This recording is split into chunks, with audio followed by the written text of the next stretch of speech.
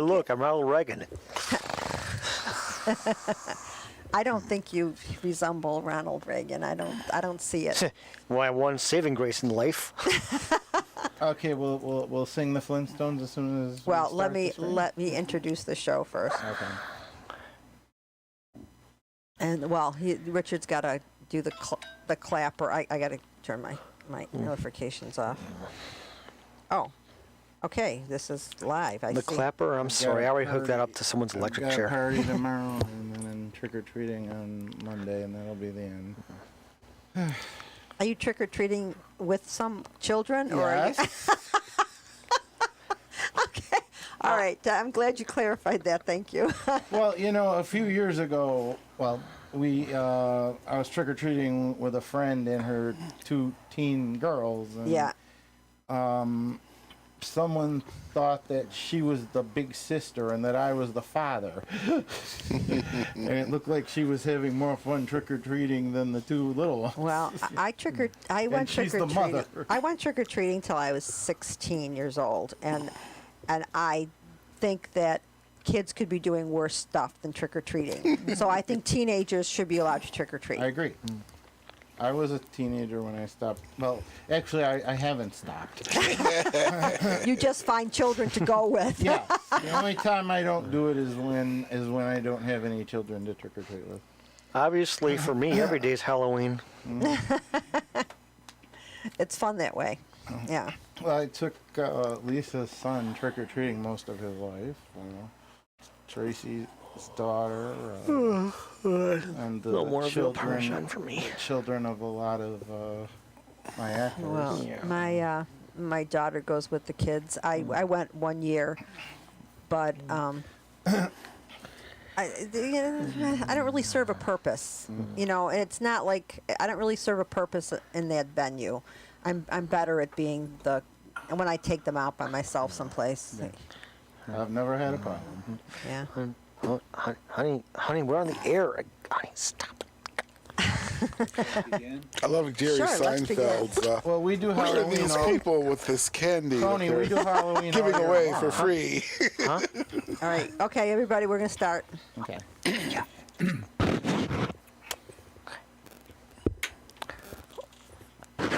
Smarter, like. Okay, when you hear the clap, you're on the air. Hello, everyone. This is a special Halloween edition of the Common Book Show. We're here with Richard, Tony, Fred Flintstone, a.k.a. Sal, and James, my nemesis. Oh, sorry, Sam. Forgot about you. So I think that in light of the fact that we do have Fred Flintstone here, I think we should sing the Flintstones theme song. Okay. Okay. Flintstones, meet the Flintstones. They're a Marstone's family. From the town of Bedrock, They're a place where our history. Let's ride with the family down the street. Through the courtesy of Fred's 2 feet. When you're with the Flintstones, have a yabba do time. A dabba do time. We'll have a gay old time. Wilma! That was actually for Wilma! Good that one, was Sam. actually for the ending, but Well, that does change the whole tenor of the show, doesn't it? I don't know. Anyway. does it? How can we be serious now? Generally, it does. Yeah. Okay, so let's start with something of Richard's, because what I was going to start with is way too heavy after the Flintstones theme song. Of course, not that Richard's stuff is going to be light, but I'd rather defer to you for the first topic. Okay, even though it won't be light, huh? Even though it won't be light. Now I'll come back to this one. Okay, so if your child, this is kind of cool. Okay. If your child, now we're talking maybe 1st through 3rd grade, Okay. your child brought this home. Would you be offended? It's a homework assignment. And This here's is what- first, 2nd grade? Yeah, it says, use the following figures and numbered spaces to record the location and type of any distinguishing birthmarks, moles, scars, or if you've had broken bones or prosthetics. I'm kind of curious as to why this is a homework assignment for first or second grader in the first place. It Yeah, just, this It is, explains to the parents, we're doing this in the event that there is a tragedy.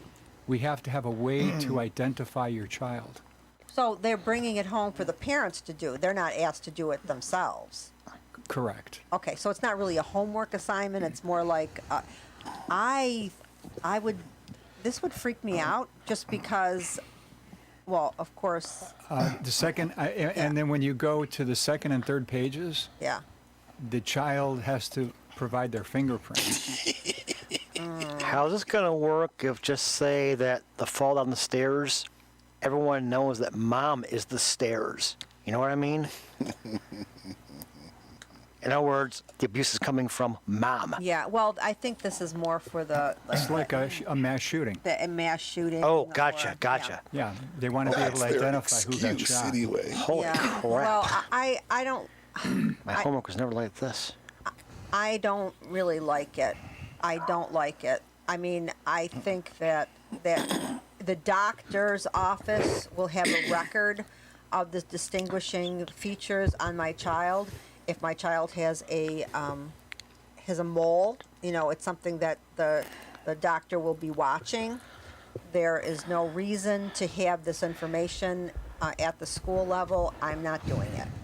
We'd like to know a little bit about you for our files. I mean, Please, what? Mike? Next we're going to be wearing dog tags?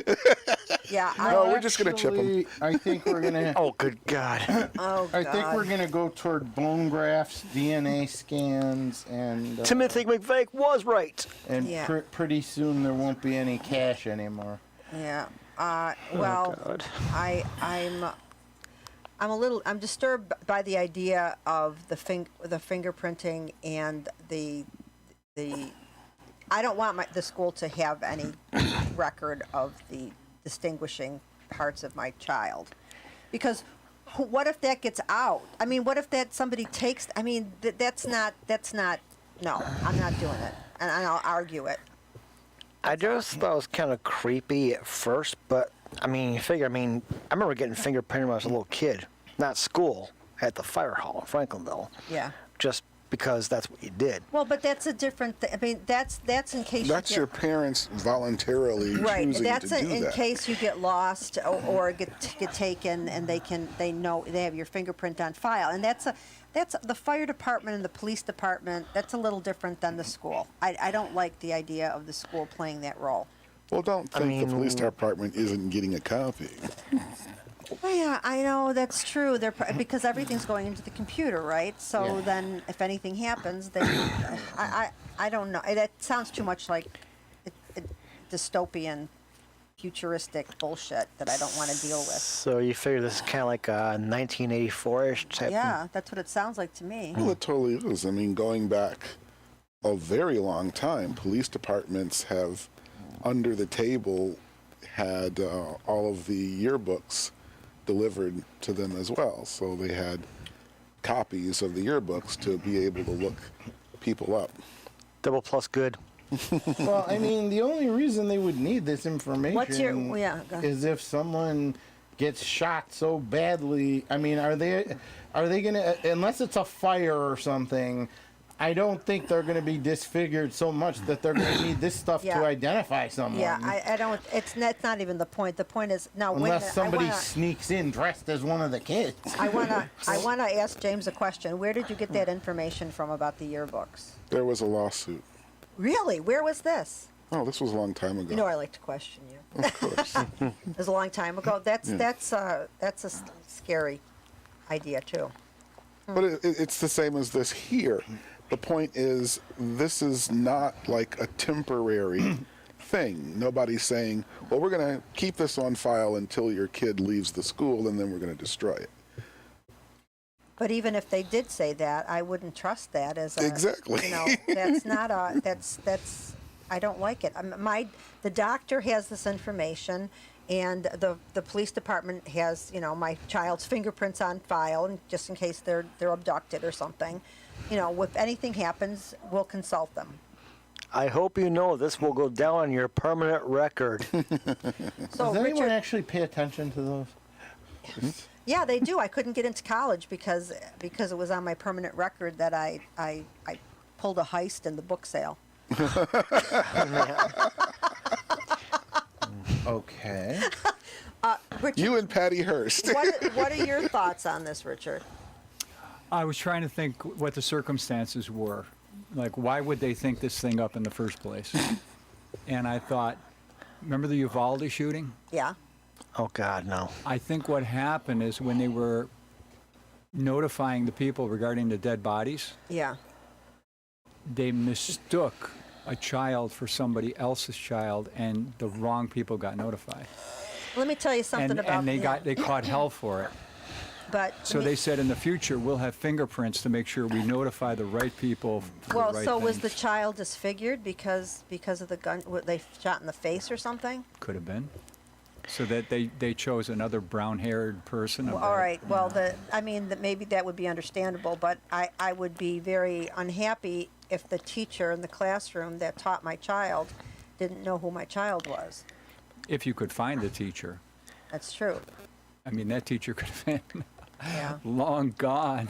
Yeah. The clowns that passed for the law enforcement that day did nothing You but know what? fuck up. I think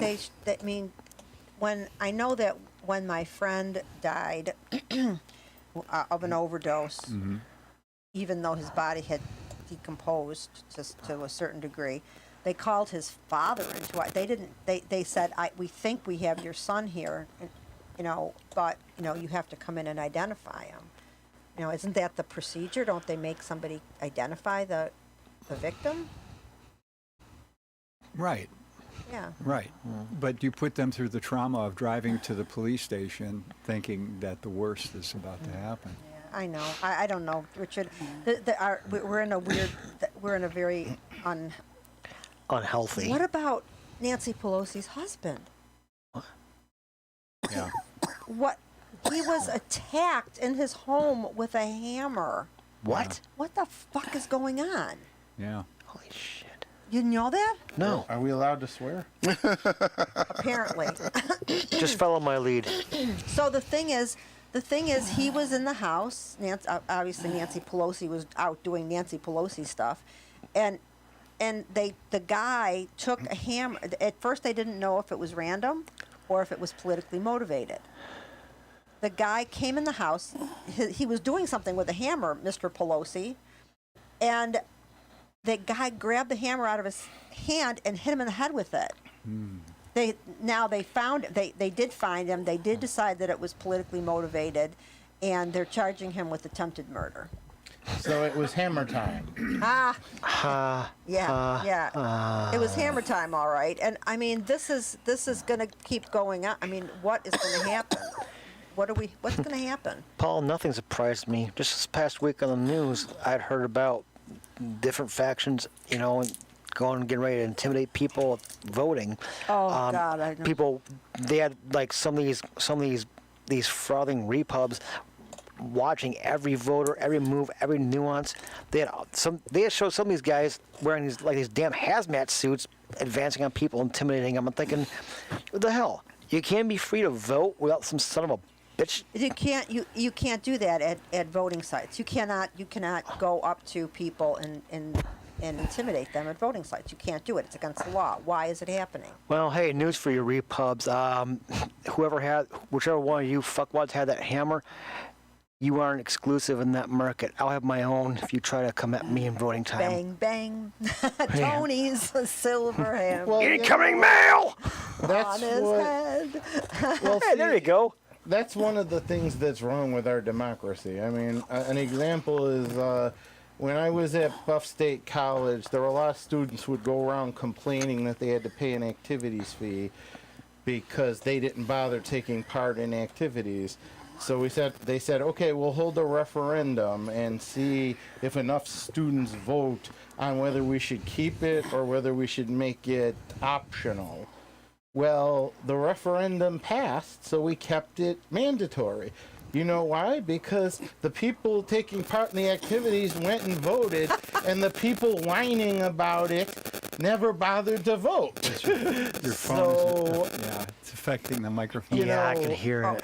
I don't see how, and we didn't, there didn't need to be anyone intimidating. There didn't, it just, I mean, if these people are apathetic enough that they don't have time to take part in activities, they're not going to bother taking the time to go vote.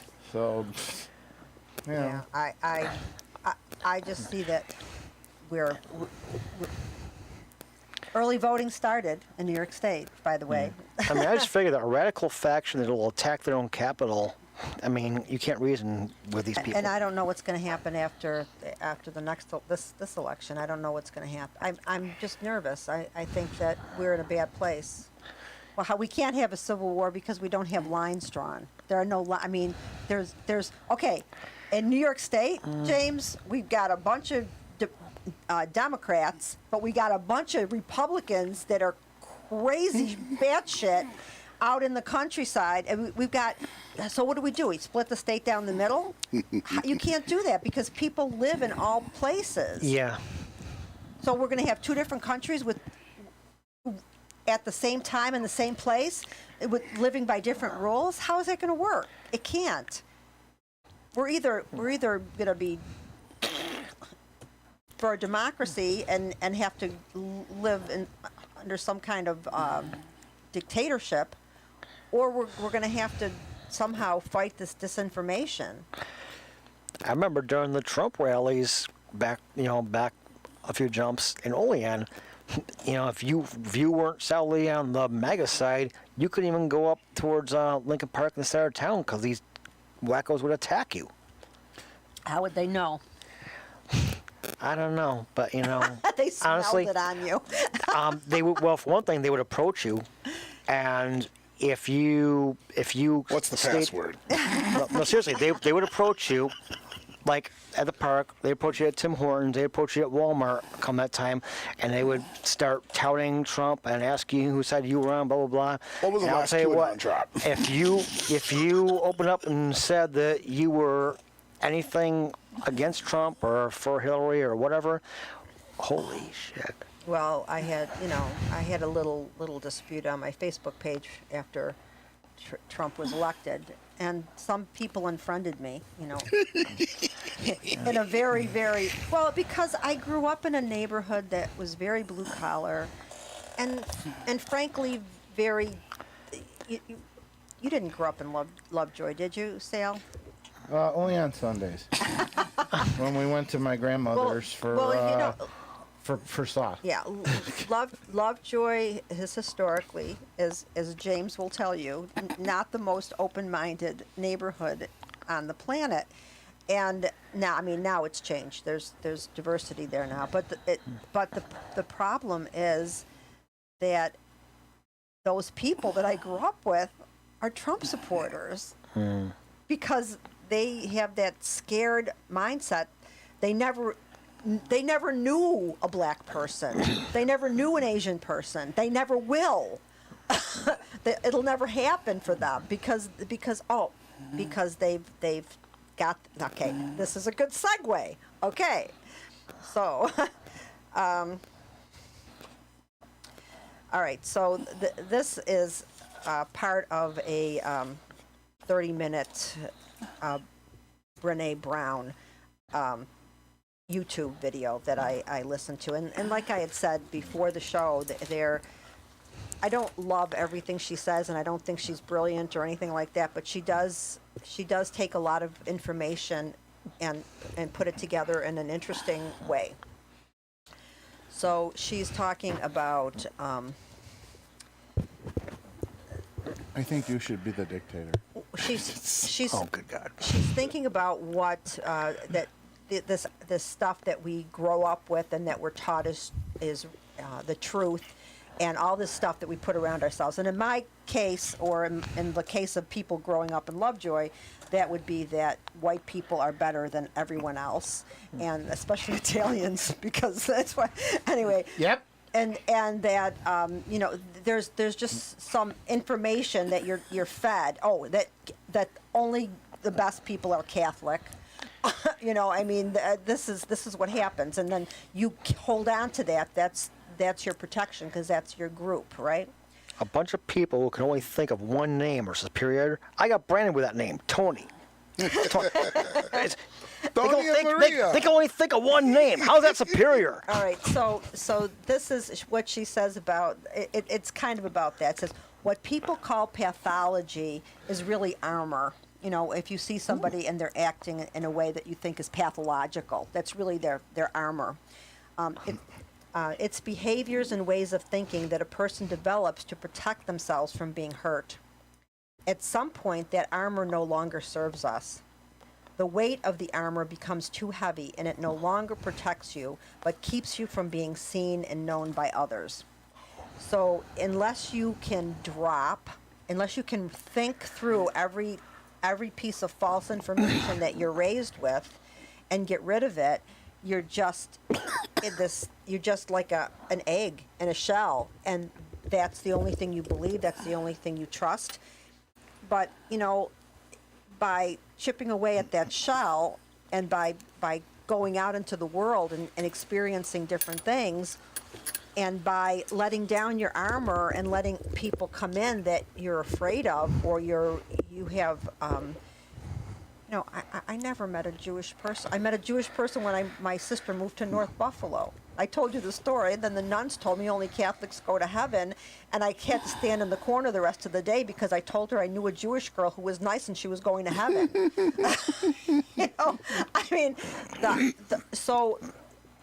Well, if you go by The Simpsons, everyone has their own section of heaven. The Catholics go here, the Jews go here, the Muslims go here. Yeah, well, I don't know. I just feel like that's where they came up with the concept for Buffy. I just think that we have a big problem that's gonna explode pretty soon. I thought it was hyperbole at maybe 2 years ago. If you would have said it, I would have thought you were being ridiculous. But now I'm starting to get scared. No, it's a very scary time. It sure is. It is. It's just, it's ironic, right? I got a good friend of mine who's, down south right now. He used to say I could clear a room with my stare. But the thing is, now I look around and I'm like, it's everyone just seems scary to me, Yeah, well, I mean, a MAGA hat to me, that is what a beefy, well-fed man in Russia during the famine looked like to others. Yeah. Freaky. Yeah, Greg and I were talking about designing an anti-MAGA hat, but I can't remember what it was supposed to say. It was still going to be red, and it was going to have the same print, but it was going to say something about never Trump or something like that, just to see what how people would respond to that. But, they get beaten up by Democrats. Well, I'm not one of those far left people either. I believe that I'm sorry. If I want to wear an article of Indian clothing, I'm going to wear it because I like it, and you know what? It covers my butt, and I like that too. There are people who have done red hats like you have described, and they have been attacked by people who can't be bothered to read what the hat actually says. Oh, I see what you're saying. So it's lost. The humor or the irony is lost. Because you have to actually read the hat. I get it. Yeah, well, nobody reads anymore. That's what this show is supposed to be about, is what people are reading. That's what I was going to say before, though. I mean, you said, how will they know which side you're on? Do I, in all my bizarre splendor, look like a conservative MAGA guy? Well, I mean, you don't. But if you look at some of those people that were there at the insurrection, some of the people there were dressed like you. Hey, That's okay. There's only supposed to be one of me. Which one of you wants you know what stuff so I I can mean. whoop your ass? You know, leather and the look. It's a look, right? I mean, you are unique. But it's my look. There is no doubt about it, Tony. You are totally unique. I know no one else like you. Yeah, you've got this Thank hippie God. trucker thing going. But you've like got that. a kind of a hyper masculine persona that you look like when you walk around. So that's. Oh, thank you so much. I mean, it's true, right? Oh wait, I got to put the other glasses on to see that. Okay, make a mirror. I like it. Is that anti-MAGA? I think it is, yeah. But it's a black hat, so it wouldn't fall under the same category as what James was saying, where people aren't going to read it. And then on the bill, put like a picture like the Clockwork Orange thing, like Alexander with his The eyes like open. Dude, that would be bitchin', man. Well, now they're talking about how they're going to. They put stuff.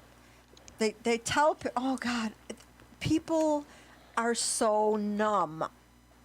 I'm listening to NPR, and they're talking about how on all these social platforms they put these warnings up that say, consider the source of the information. Like, really? Do you think somebody who is responding the way these people are responding are going to check their sources? And do you think they're going to think it's any better if it comes from the New York Times or America First? They're going to think America First is telling the truth. They're not going to think that the New York Times is telling the truth. They don't understand the concept. They don't understand the problem. The problem is that people don't trust the left-wing media. They're not going to trust it. They're not going to trust anything they say, even if it's the God's honest truth, even if they swear on a stack of Bibles or hold a Bible upside down in front of a church after they pepper sprayed protesters. Well, that's called being Italian. You only believe what you want to believe, not what's actually true. Yeah, well, I guess it seems to be human anyway. I don't know. I'm disgusted. Anyway, so is there something else on your list that you wanted to? This is a clever hat. Make red hats free again. I don't get it. Well, because right now red hats are not great. But as you can see, if someone were wearing that hat, Again, I still don't get it. someone who was anti-Trump would possibly believe Yeah. that that's a Trump hat. That's without reading it. You're right. But if you took the black hat and did it Make America Trump Free Again and did Alex's picture on the bill, oh, dude, not only would it ramp up, like the artistic community and cool, but man, you'd have mega people wanting to burn those things like dead Kennedy records. I'm tired of people. I know. What? I just like poking at the mega people. I know. What do you got, Richard? What is randomness? It doesn't. It's something that is not. It's not order. It's chaos, right? Oh, okay? So you see randomness and chaos as similar. They're similar. Yeah, I think so. How about you? Well, it came up in this lecture I was listening to. So when Apple started selling the iPod, they had song lists that you could make, this song, this song, this song. But then it had a button called random. Apple got a lot of letters from customers saying, there's something wrong with your random button. Because when I press it, sometimes the same song will come up a second time. Well, that's what random is. Yeah. That's what Apple said. Yeah. But obviously, this person or the people, there were more than one, thought that random means never repeating. No. No.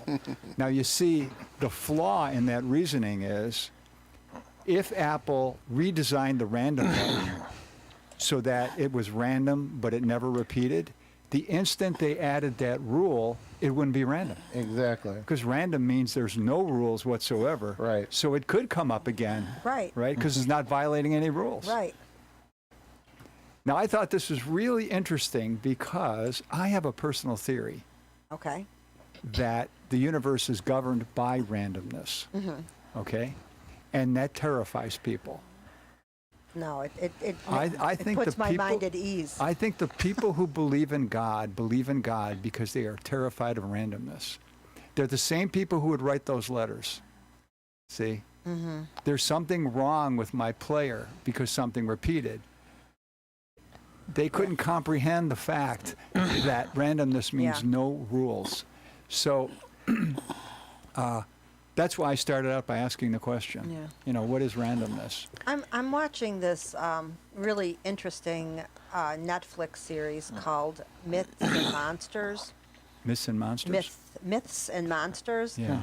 And it goes through different human conditions. Like the first one is war, and it talks about the myths and the old myths and how they define the human condition, and I think that that religion is more of a wanting order, wanting to feel that there is some purpose outside of yourself for existence. And I mean, I think that people who have faith are really, really lucky. They're lucky because if faith means that you believe it, you believe it in your heart, because they feel they don't have that sense of. I don't mind chaos. I don't mind the idea of chaos and randomness. I don't mind the idea that I'm not going anywhere after I die. I kind of look at it like a great big long nap, you know, without dreams, obviously. So I don't suffer from that, but I can see the value and feeling like something else is in control, and that I mean, but I don't see how people who are religious can have free will and somebody in control carry those two ideas in their head. Because if you have free will, there's I was listening to a lecture about that. there's You no know, one in the Garden of control. Eden? I do know the Garden of Eden. Well, in the story, God said, don't eat from this tree. Yeah. But what God didn't say is, here's what will happen if you eat from this tree. A, B, C, and D. All right? Yeah. Why did God, in the story, not lay it all out on the line? Sal, you should have an answer to this. Well, because he wanted to see if they would obey his rules without question. And I mean, if you're a good leader, shouldn't you tell everything? Like, if you do eat from the tree, all this well, things will it happen was to you? all a test, and Satan came in and gave as the snake, and gave them the what was going to happen if they eat it. Now, granted, he glossed it over. But he just said that they would have knowledge of good and evil. That's not the same thing as saying you're going to be banished from the Garden of Eden. Well, Yeah, he didn't say Satan that was a consequence of it. He just said Right. this is what's going to happen if you do it. So both God and Satan were alike in that way. They didn't talk about the Well, consequences. sure, they're father and son. well, I don't know about I'll that. tell you this. If this God thing is what I believe it to be, then I would say that this thing is Jesus was not in. joyously, criminally insane. Seems like they left. It is Excuse very me, Sal. See, random. when someone's talking, it's not polite to talk sorry, Oh, to someone else. sorry. Got to give him manners 101. Especially when you're on mic. Yeah. Oh, I'm no sorry, problem. Man. John. I've done it myself, so hey, it's cool, bro. You know, we're all on you. the same side. So, no, I mean, this God thing. I think, if it's what I believe that it is, then it is a very random and criminally insane thing.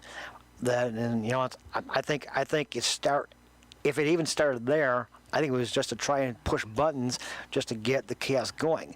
It's like, okay, here we got all this total peace going, that idea. but there's only like 2 people here, so it's it's almost like well, I'll give you an example, okay? Someone once told me, and don't anybody take this the wrong way, but they said, well, if eventually everyone becomes one race because we're all, black, white, Japanese, It is Croatian, one Russian. race. It's just here. Then all war, all things will end. Utopia will reign. I said, yeah, well, that's okay until you get, say in the third day, someone's hanging out in a tree, gets really bored, rips a coconut off, and beats someone else in the head. That person gets pissed off, wings a rock, misses them, hits somebody else, and then all hell breaks loose. It's like, okay, I don't care if you got 50,000 races, one race, whatever. People are people, and we're fucked up. But this thing is criminally insane, and it's the one that's controlling it. It's a big blood sport to it, Yeah. and it's delirious with abandon. Okay, but this is the only place it can control. So I just figure, man, what I got, the best of what we got here with nature and man. I think that's just a taste of what we got, when we get the hell out of here on the rocket ship, the Planet Doobie, But we just gotta, get past this thing. I mean, don't kill, don't rape, don't blow your head off. You'll be okay. Tony, did you ever see the old Hercules movies? When I was a kid, we used to go to the Lovejoy Theater, and they would play on Sunday afternoons the old Hercules movies.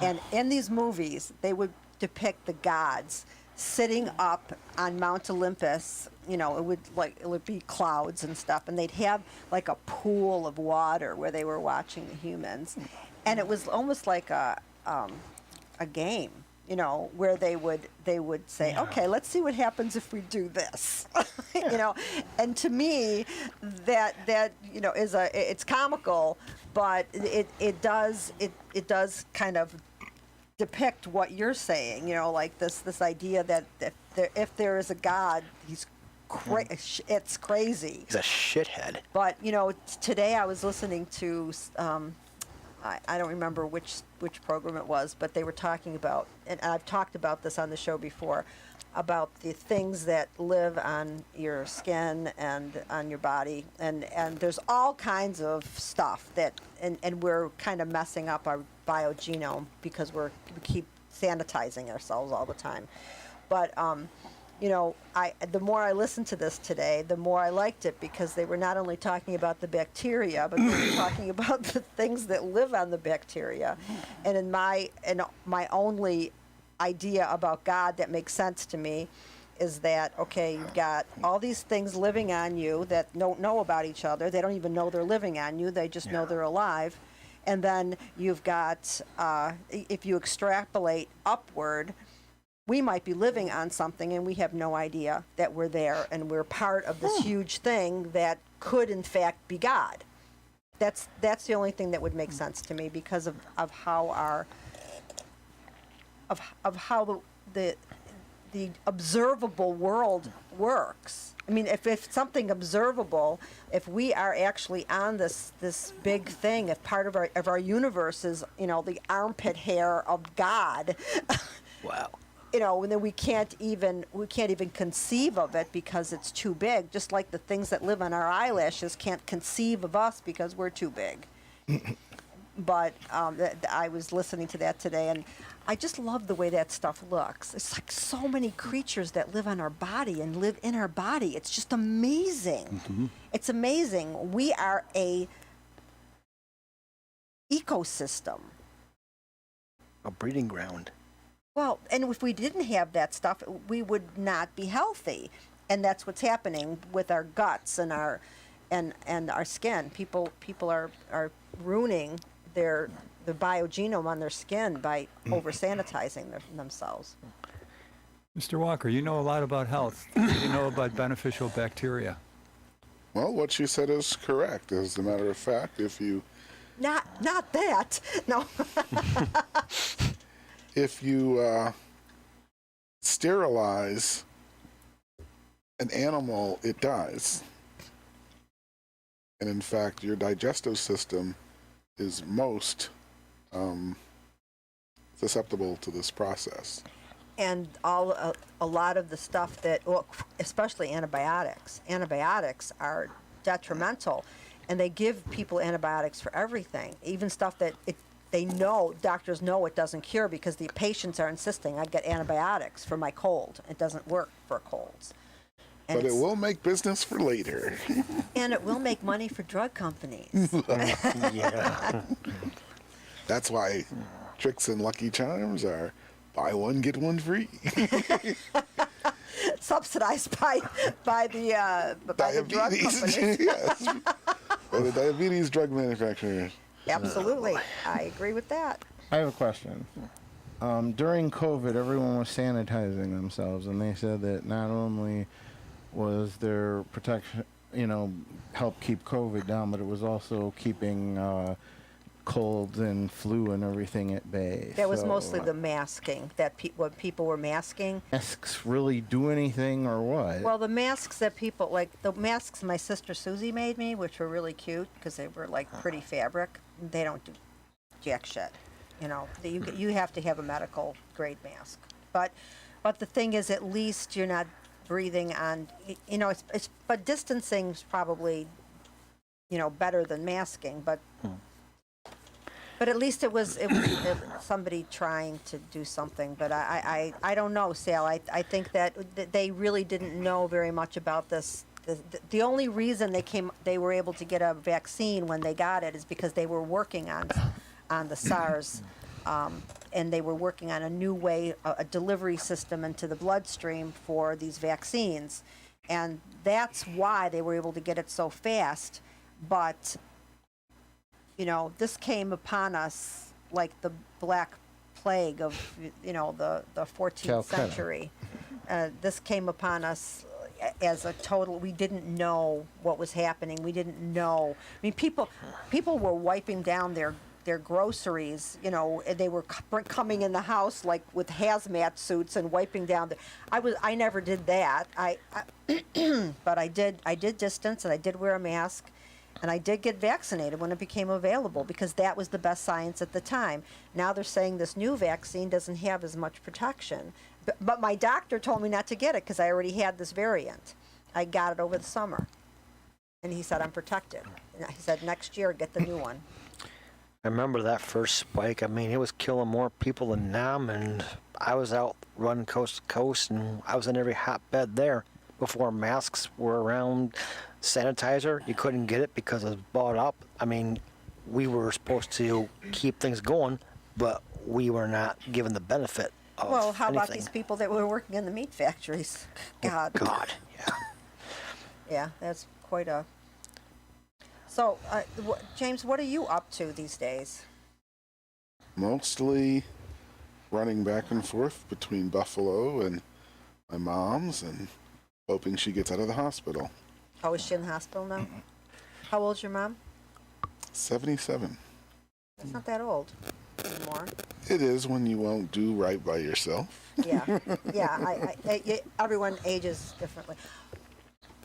There was an entertainer that died this week, and he was on a couple. Leslie Jordan? Leslie Jordan. He looked very old. He was my age. It scared the living He was? crap out of me. Yeah, he's my age. 35? 35. Yeah. He's on one of the sitcoms I love, Call Me Cat. Oh, I don't know that show. And he was on a couple of shows I watched, actually. Yeah, there were. I know. They mentioned what shows he was on the radio, but I was shocked. The man looks 80. The man, So what's the man's name? Leslie Jordan. Jordan, And how old is he? 67. Wow. But looks a lot older. I think so. Yeah, I didn't think he was that young. He just did a TV show a few years ago called The Cool Kids, and now he was working on Call Me Cat. And he did an episode of Fantasy Island last year. He also became a YouTube star during COVID because he was talking about what people were thinking. So this is this one of the photos you're referring to? Yes. Look at this What? man. Looks older than 67. He was like in his so. late 80s. Doesn't he look 80 to you? Mr. Monaco. Yeah, but he was very vibrant and very energetic. I mean, he was Yeah, I understand. And he obviously He didn't was- go bowling with Dick Clark. he was a highlight of any show he was on. Yeah, he was. I mean, I don't know him very well, but They did a lot of stuff about him on NPR. Obviously, I talk about NPR. That's all I do in my car is listen to NPR. Mr. Walker, does he seem like he's 67 or older? Looks older than me. Yeah, I know. It scares me when I see somebody like that age that looks like that because I'm like, no. Wait a minute, you're 67? Yes, I am. I never would have thought. I know because I've got good genes and I take care of myself and I eat healthfully and I exercise. And she goes bowling with Dick Clark. And I go bowling with Dick Clark, whatever the hell that means. It was always a running joke that Dick Clark looked way, way, way younger than he really was, and he never seemed to physically age. That's true. I had a dark joke one time when people always got on me about my obsession with serial killers. Oh, you're the Zodiac, ain't you? I was like, yeah, I'm the Zodiac. I just never physically age. I just go bowling with Dick Clark. I'm actually 90 years old and still out there freelance shooting. Yeah, Greg likes serial killers too. I thought he was like more of a happy, I don't like stressful things type, Greg loves serial killers. He likes people who can control other people's minds. He likes that. That's why he likes what's his name? Manson. Is that why I was always getting that wild stare from him from across the table here? No, because I think that was neat. because of Greg's Parkinson's, he has something called masking. Oh, gotcha. And so sometimes you don't think he's responding, but at different times he'll mask, and you don't even know that. People think that he's just being an asshole, but no, he's not. Oh no, I didn't think that. I just every now and then I look up and I see him looking very serious. I'm like, okay, did I do something wrong here? It's just that his face doesn't. He does get very animated sometimes, but sometimes he does, especially when he's tired. His face tends to. Gotcha. And Nat Larkins, why are we talking about her? You just like her? The interesting thing is, Annette Larkins and her husband are the same age. Uh-huh. But Miss Larkins is Which one is Annette? the first one. This one here? Yeah. You want to find a picture of her and her husband together. So you don't want this picture? No. Okay. Add and husband. They're both the same age. Mm-hmm. Miss Larkins became a Where do you see this vegan, picture? and her husband eats standard American diet. What? Everyone thinks he's her grandmother. Yeah, but look at how pretty she is, and look at how old he is. Looks like James Brown. At that, in this picture, they're both 74. What? Wow. No way. Well, obviously she's coloring her hair, or that's a wig, but that's okay because she still looks goddamn young. She looks good. That's amazing. I think this is where the joke came in. If you cross cheese with Dick Clark, you get Parmesan that never ages. All right, so that's what you're doing. You're going back and forth to your mom's, and she's in North Carolina, South Carolina, South. Where? South Carolina. We'll just call it Nowheresville, because the only thing I could say that would give anybody any idea is 2 hours south of Charlotte. Okay, so on the way to Savannah. Yes. I love Savannah. Savannah's one of my favorite places. It's near St. Olaf, right? It's about 90 minutes from That's a long drive. Augusta. That's a long drive. Are you doing? Yeah, you're telling me. You do this every week? Not every week, but Yeah, often that's- enough. Yeah. I mean- that's a lot. Tony, he's probably been there 10 times this year so far. Man, L.A. is in my backyard as a long-haul driver, but still, I gotta give you props, doing that, whenever you can. Do you have other siblings? Okay, let me explain this. I have a large family, but they're not close. Although I have a bunch of half brothers and half sisters. My mother only had my half brother and I, so she only has 2 actual Okay. children. They're foster kids that she has taken care of, but she only has the 2, and my half brother cannot be counted on to mow the lawn. So I see. Well, being a caregiver is very stressful, and I hope that you're doing something positive for yourself to keep yourself sane. well, we'll have to work on that. Now, it seems to me the drive itself might sometimes have therapeutic benefits to gather your thoughts and stuff, as long as you're not like 95 or something where they're like crazy or hell. Do you like driving? I used to. Because I like driving. Me too. I love it. I probably could drive for a living. But You know how much I miss having a car? It's like 2 years now. It's driving Wow. me crazy. I'd be much better if my trips were limited to, say, 5 hours and below. When you're actually spending all day getting from one place to another, and what is you're it? not still It's like necessarily. 13 hours or something? If you do that thing where you wear a diaper and you don't stop and all that stuff, it's Thank like you for sharing. You're gonna go down and mess and kill someone, huh?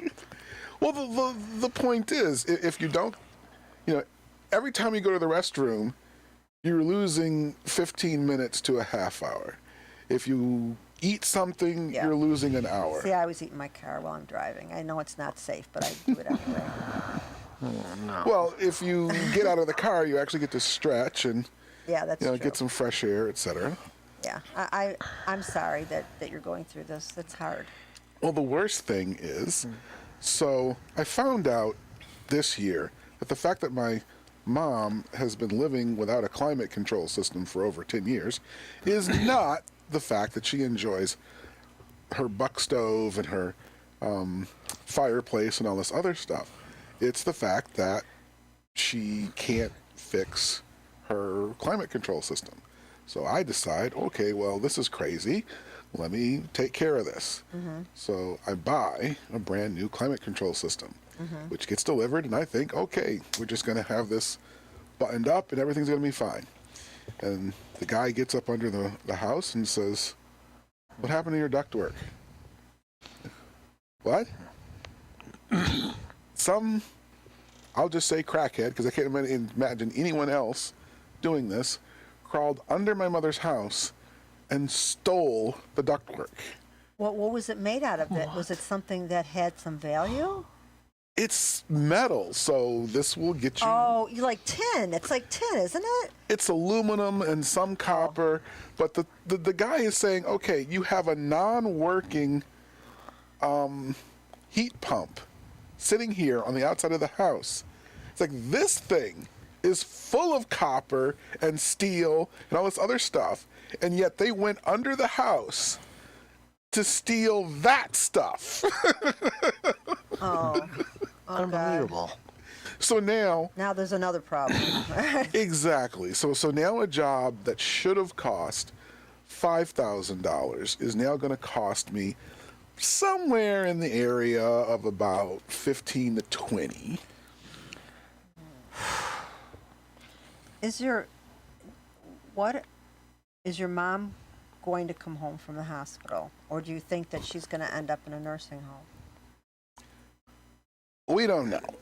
Right now, the plan is that once they stabilize her condition, she's going to come home. I would wait. It's a lot of money. Well, either way, I have to fix that because. In order to sell the house, is that what you're saying? Well, hey, Paula, I've got this really great house here with Well, you can sell it with a contingency. Say, look, people buy anything. Don't you ever watch those shows they have where they fix up the houses? They buy the houses and then they fix them up. Well, yeah, here's this, what is it? I think it's like 3,000 square foot house with $20,000 worth of climate control work necessary. Maybe if they can do it themselves, it wouldn't cost as much. I guess if you're in the HVAC business, that might be a thing. I'm sorry. That sucks. But, you know, if you all want to donate, I'll be happy to come down, put a few claymores in the side yard between there. That'll fix the bastards. All right. So let's Richard, you got something else in your in Well, your I bag of contacted James with a text yesterday tricks? Okay. because there's a new movie out called Don't Worry, Darling. Oh yeah. Oh, an Interesting. Have you heard amazing about this film. movie? I've seen it. What? So you've seen it, Sal? Yes. What's going on in that movie? The women are all confused that they're living in this fictional world in their minds? No, they've been brainwashed. There's a scene. Did you watch the movie? Well, yes, but I still need it explained. All right. There's a scene. There is a scene toward. In the last third of the movie, Yeah. where they actually show them being brainwashed. But it's not just the women; it's the men as well. They all are being brainwashed so that they can. The men want to live in this society. Yeah. Because it suits them. You know, they're in a situation now, but the women, some of the women know that they're in this society and they've realized it, but they choose to stay there because they get a more, like the one woman, I guess, she stayed there because she had children. They weren't even real children; they were fantasy children, but they had actual bodies. But did the husband see the fantasy children? Yeah. No, they're not in her So mind. what's fictional and what's real? They're like projected. They didn't really explain it very well, but they're like projections. It's virtual reality. Tamagotchi. Yeah, but at the It's very kind of like Yeah. the Matrix. at the end, Yeah, she, kind of, she- yeah. yeah, exactly. It's drawn a lot of comparisons to the Matrix, Yeah. which is in the mind. Right. Yeah. Well, it's kind of like being in a virtual reality computer game. Yeah, Right, but if you're wearing the virtual computer goggles, yeah, but these people. how don't- do I live with you and say, "Oh, here, take our because- children to the because park," everyone has the goggles. including the men? It's Yes. right. It's programmed into their.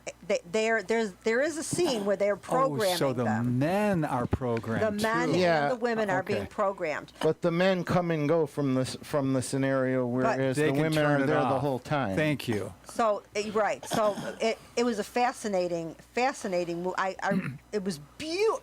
The cinematography. We saw it at the theater. First of all, I love going to the theater because they got those chairs, and you put the feet up and you sit back like this, Yeah. and you look at the big screen and all the bright colors and all the pretty things going on.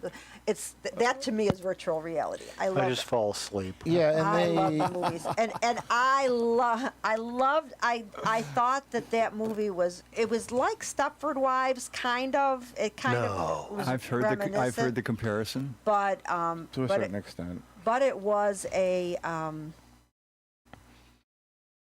it was an interesting concept, you know, because Yeah, because it life- almost implies like, what ideas are the women taking in? You know, in the real world we live in, are women taking in ideas that are compelling them to live in a fantasy world?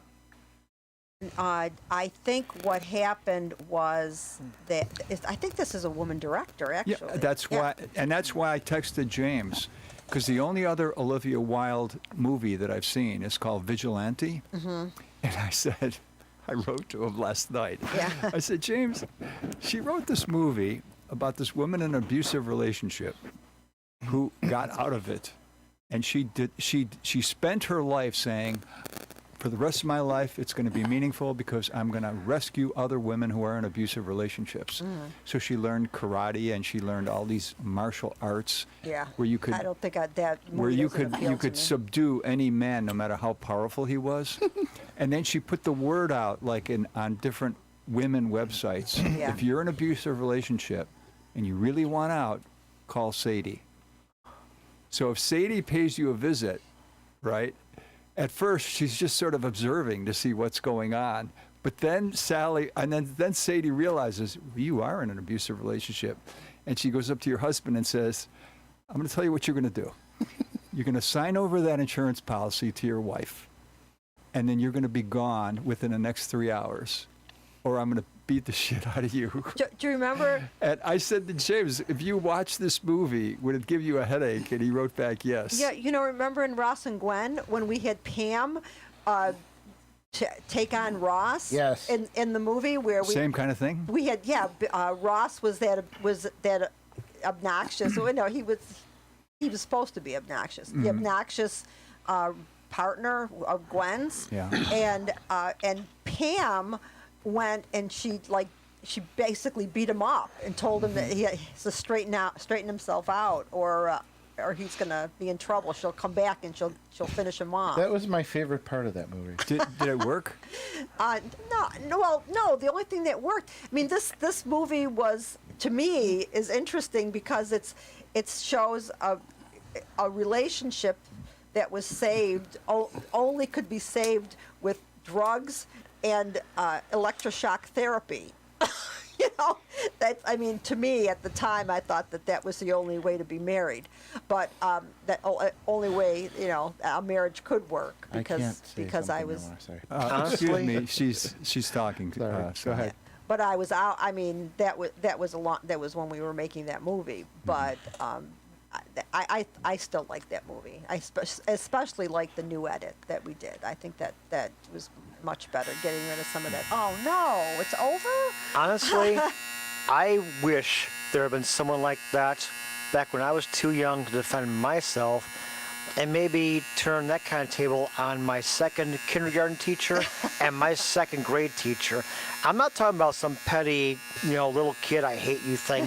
I'm talking about two people. We're We're off the air. We're off I the know. air. Okay. I'm talking about two